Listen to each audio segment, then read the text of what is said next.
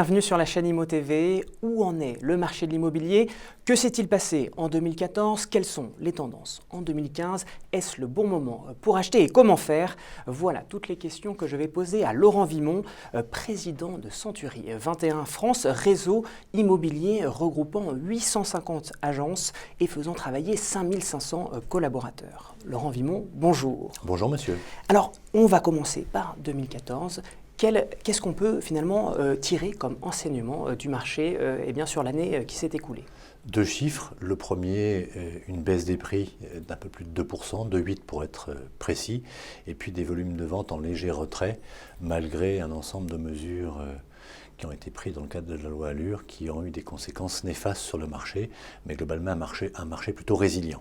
Alors, avant de revenir justement sur ce petit paradoxe entre baisse des prix et pourtant recul des volumes de vente, je voudrais revenir justement sur les prix. Qu'est-ce qui pourrait l'expliquer? Est-ce que finalement c'est un sursaut des vendeurs, parce qu'il ne faut pas l'oublier, au-delà des chiffres, il y a des personnes qui se rencontrent, l'offre et la demande, des acheteurs, des vendeurs. Est-ce que les vendeurs ont enfin réalisé que pour vendre leurs biens, il fallait limiter leurs prétentions?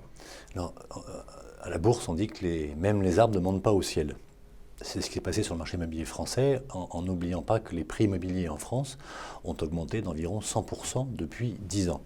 La différence, c'est que le marché immobilier est un marché d'offre et de demande où les prix s'autorégulent. C'est-à-dire que c'est la pression de l'offre ou de la demande qui font monter ou baisser les prix. Ce qu'on observe, c'est que depuis 3 ans, les prix en France ont baissé d'environ 6%, mais qu'on n'est pas sur un marché, mais sur des marchés immobiliers. C'est-à-dire que vous avez entre Paris, qui n'est pas la France et qui représente environ 5% des transactions, un marché dont les prix se situent environ 8 000 € du mètre carré, et puis une bonne dizaine de régions de France dont les prix sont entre 1 000 et 1 500 € du mètre carré. Donc si je prends deux grandes références, à Paris, pour 400 000 €, vous avez 48 mètres carrés.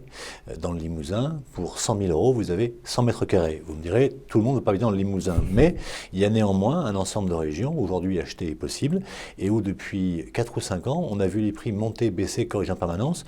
Le marché est en dents de scie, c'est-à-dire que quand les acheteurs sont en rendez-vous, les prix montent. Quand les prix dépassent ce que les gens ne peuvent plus payer, les prix baissent, les volumes reculent et les prix remontent à la hausse. Alors il y a aussi quand même un autre facteur très important de 2014, c'est des taux d'emprunt historiquement bas. Je crois qu'aujourd'hui on peut emprunter à 2,40 sur 20 ans. Ça devrait quand même accroître le volume des transactions. Alors c'est ce qui explique que les prix aient peu baissé. Parce que virtuellement, les acheteurs sont un peu plus riches. Je m'explique. Prenons un acheteur qui consacre 1 000 € de mensualité à son crédit immobilier, et ce sur 20 ans. Avec des taux à 5% sur 20 ans, la banque va lui prêter 145 000 €. Ce même acheteur, avec des taux à 2,5%, toujours pour 1 000 € de mensualité et sur 20 ans, la même banque lui prêtera 190 000 €. Donc il a virtuellement 45 000 € de pouvoir d'achat à sa disposition. Est-ce que ça se voit, ça, sur la nature des biens qui se sont vendus justement? Alors, ça ne se voit pas, ça se voit dans les profils d'acheteurs, puisque en 2014, les acheteurs les plus actifs sur le marché ont été les moins de 30 ans, qui étaient un peu désolvabilisés. Et cette baisse des taux, elle a eu deux conséquences. La première, elle a augmenté l'enveloppe des gens déjà solvables, et la seconde, elle a amené sur le marché des gens qui n'étaient pas solvables et qui, grâce à la baisse des taux, peuvent rentrer à nouveau sur le marché. Et alors, quel type d'achat cela représente? On sait qu'il y a les achats, l'achat de la résidence principale, mais il y a aussi l'achat d'investissement, après un investissement locatif. Qu'est-ce qu'on observe en 2014? L'achat est plus résidence principale ou investissement Alors ça l'a locatif? toujours été. 70% des transactions en France sont faites à titre d'achat de résidence principale, et il y a entre 15 et 20% d'achat à titre d'investissement. La différence, c'est la résidence secondaire.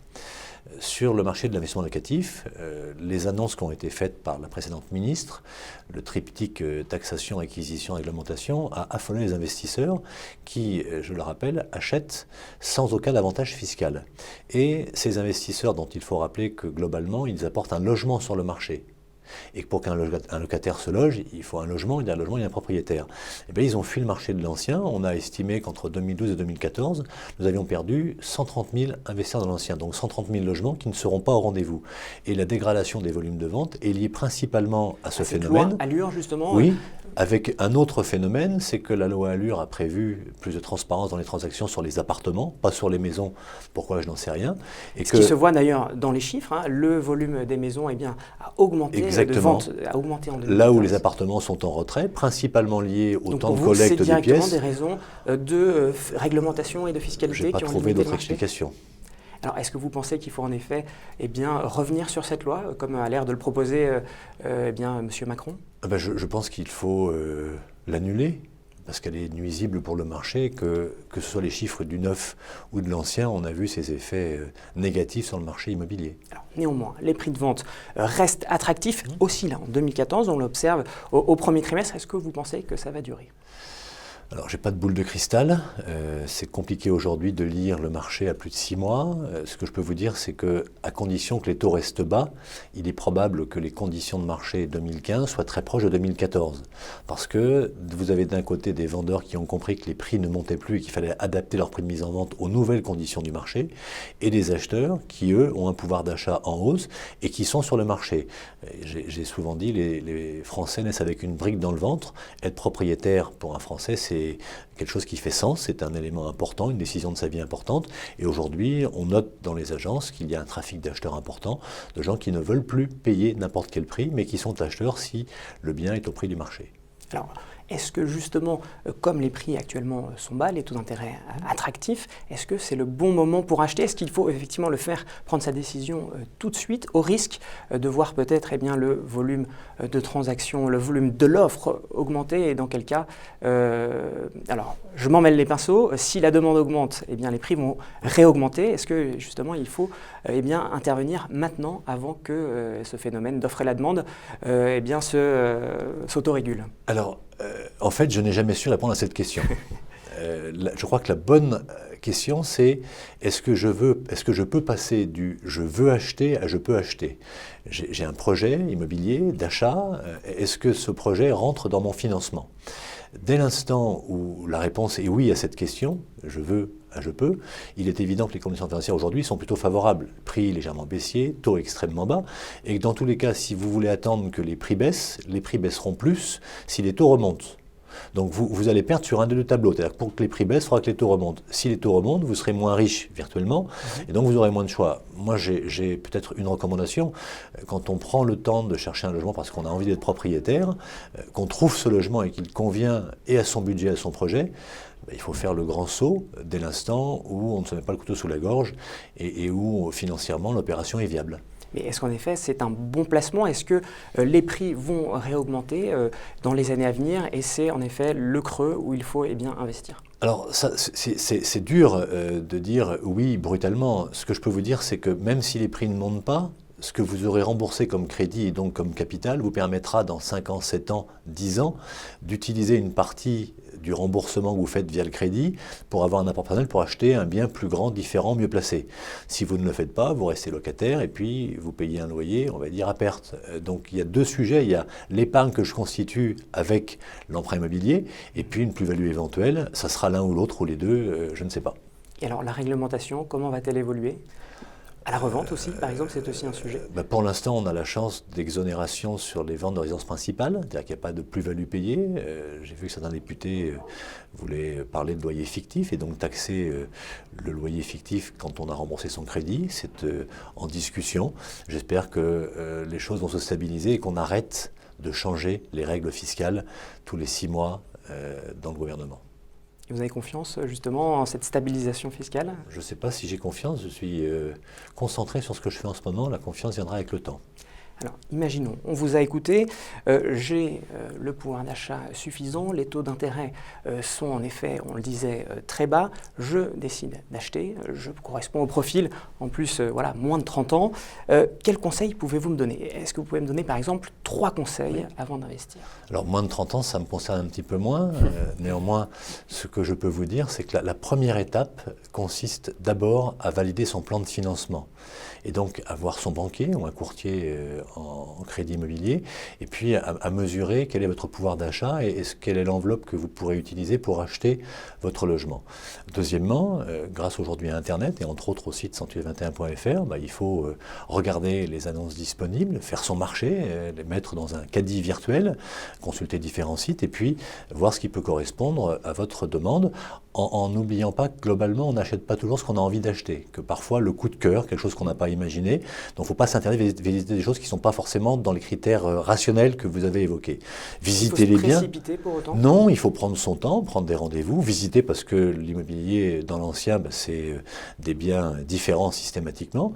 Et puis le troisième conseil que je peux apporter quand on a trouvé l'élu, le logement qui correspond à vos critères, c'est de l'acheter.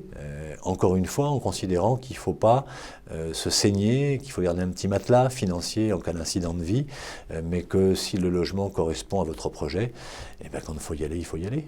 Vous parliez de l'élu, on pourrait faire une comparaison effectivement avec le couple. L'élu de son cœur, est-ce qu'en effet, acheter un bien immobilier, en tout cas en plus lorsque c'est une résidence principale, c'est une histoire d'amour, il faut tomber amoureux? C'est tomber, je ne sais pas, souvent on le devient. C'est-à-dire qu'il y a parfois le coup de cœur, vous êtes touché par une ambiance, une atmosphère, une disposition de pièces qui vous rappelle votre enfance. L'achat d'un logement, c'est un acte à la fois financièrement extrêmement engageant et de façon extrêmement irrationnelle. C'est-à-dire que ce n'est pas une affaire vraiment financière. Il y a un rapport particulier en France au logement. Le logement, c'est le temple de la famille, disait Le Corbusier. Donc quand vous trouvez ce temple et que vous avez le sentiment que vous serez bien dedans, après vous le faites à votre goût, vous l'aménagez.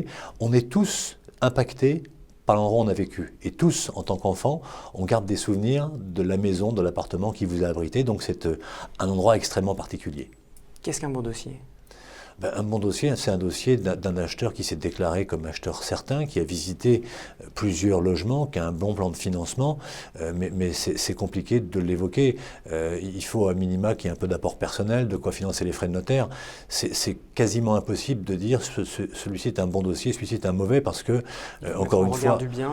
Oui, est-ce que le financement correspond au budget qui me permet d'accéder à ce que je veux acheter? Si j'arrive avec 100 000 € de budget dans Paris pour acheter 100 mètres carrés, la réponse c'est que l'opération est impossible. Et si j'achète aujourd'hui, est-ce que je suis en mesure de négocier le prix ? Alors oui, et pour ça, il faut comparer les biens entre eux. C'est-à-dire que les acheteurs sont parfois plus informés des prix de marché que les vendeurs. Il y a une forme de schizophrénie. Le vendeur qui vend, il vend son logement et il vend sa décoration, ses souvenirs et tout ce qu'il a vécu dans son appartement. Donc il y met une cote affective, on va dire, plus 10% au-dessus du prix du marché. L'acheteur, lui, il fonctionne différemment parce qu'il est froid, métallique et organisé. Et il compare tous les biens entre eux. Donc il a une connaissance du marché que n'a pas le vendeur. Et quand il voit un bien qui lui convient mais qui est au-dessus du prix du marché, en général, il fait une offre. Et est-ce que c'est un conseil de rester froid, métallique lorsqu'on est acheteur, malgré justement cette dimension affective dont on parlait ? Ne soyons pas manichéens, c'est pas blanc ou noir. Parfois, on peut se laisser emporter sur un coup de cœur. Et puis, si 2 000, 3 000, 5 000 € d'efforts vous permettent d'accéder au logement de vos rêves, il ne faut pas hésiter. Eh bien, ce sera le mot de la fin. Merci beaucoup, Laurent Vimont, d'avoir répondu à mes questions. Merci de votre accueil. Et je vous rappelle qu'on vous retrouvera désormais régulièrement sur la chaîne Imo TV. À très bientôt.